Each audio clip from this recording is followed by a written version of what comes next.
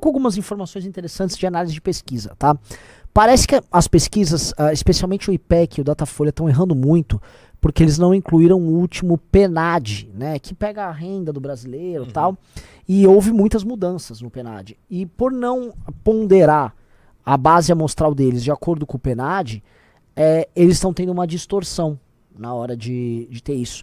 E as pesquisas que estavam tendo resultados melhores estavam ponderando ou já considerando na hora de captar as entrevistas o PNAD. Então tem uma diferença aí, que é uma diferença que pelas pesquisas vem beneficiando o Lula. E essa pesquisa que vem beneficiando o Lula, isso aí pode ser a causa da distorção. Aí um cara na internet, ele tá fazendo uma revisão de todas as pesquisas e criou uma média geral das pesquisas mediante o PNAD. E o que acontece? Aparentemente o IPEC, quando você revisa o IPEC, que é o antigo Ibope, com o PNAD de 2021, parece assim um papo de louco, não, se você revisa o IPEC mediante o PNAD de 2021, mas você entendeu, se vocês revisarem o antigo Ibope, né, a pesquisa dele, com os parâmetros exato. Do retrato do que era a população brasileira em 21. Quando você faz essa revisão, o Bolsonaro ultrapassa o Lula, com a ponderação que ele fez. E de acordo com a média, o Lula e o Bolsonaro estão muito próximos. Então eu ia te perguntar, como você sente, como é que você tá vendo esse feeling, você teve no Paraná agora? 2, é uma outra pergunta interessante. Saiu também o resultado do PIB de agosto. O PIB caiu 1,13, acho que foi isso. Não vi o número, mas que caiu. Caiu pra caralho. Né? Estavam esperando 0,1, que já seria ruim, porque o Bolsonaro tá agora injetando muito dinheiro, mas não foi 0, tanto que caiu. Caiu mais de 1%. Foi a maior queda no ano. Ou seja, estamos vivendo uma recessão. O Bolsonaro tá vivendo uma outra coisa. A gente tá no meio de uma puta de uma recessão. E aí agora eu vou jogar a pergunta pra você, que eu acho que é interessante. Amarra esses pontos da pesquisa à crise econômica e vamos que vamos, galera. Bom, vamos lá, Renan. A gente primeiro precisa voltar àquela velha reflexão do que está acontecendo com a sociedade brasileira, porque a gente tem teorias muito sofisticadas de entender o momento, a gente relaciona isso com o que aconteceu nos Estados Unidos, o fenômeno do trumpismo, como aquilo acabou, a eleição do Biden, que é uma pessoa completamente inadequada para o cargo que está ocupando, tendo em vista a idade, os vários momentos onde ele demonstrou senilidade e tal. Então, mas no Brasil, a gente precisa entender que esse fenômeno Bolsonaro, ele foi construído lá em 2018 a partir do próprio Bolsonaro, mas com grande influência do Carlos Bolsonaro. E eles estão longe de serem pessoas brilhantes que estudaram vários livros e perceberam uma mudança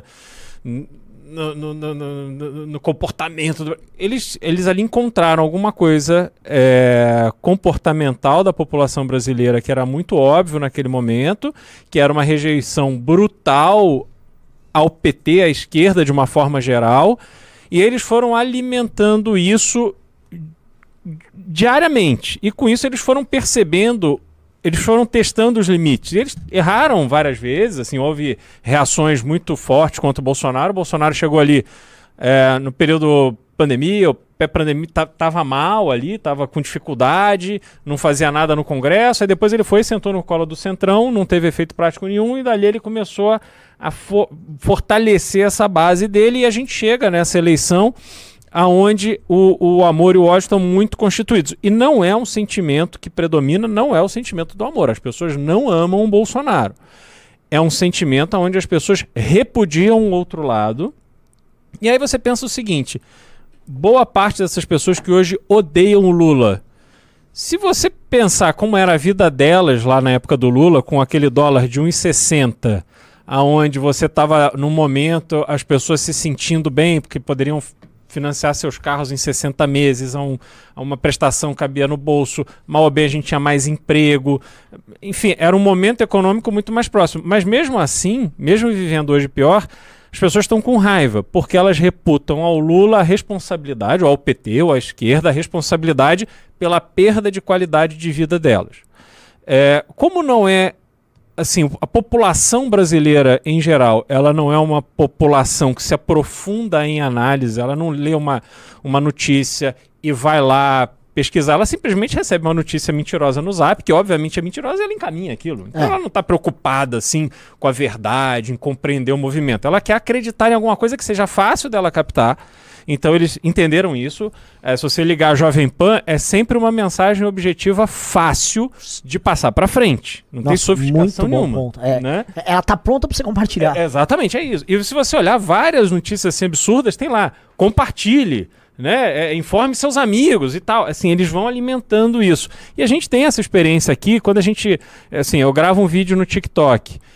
e não falo nada, eu tenho um padrão de compartilhamento, e quando eu termino o vídeo falando compartilhe esse vídeo para alertar o seu amigo petista, o compartilhamento é muito maior, as pessoas tendem a responder esse tipo de estímulo. Então, com esse cenário, a gente chegou num ponto onde as pessoas, assim, metade do Brasil está levado pelo ódio por um lado e a outra metade está pelo ódio do outro. Qual é esse número? Eu não sei. Assim, a gente não consegue saber, sobretudo com a falta de credibilidade das pesquisas depois dos resultados que a gente teve nesse primeiro turno, e que não foi a primeira eleição onde as pesquisas tiveram um resultado errado, né? Mas agora, enfim, pelo uso do bolsonarismo, e que é metade da população dizendo, porra, tem uma fraude aí e tal, essa justificativa que você deu, que é o óbvio, isso eles vão usar na CPI, se tiver uma CPI.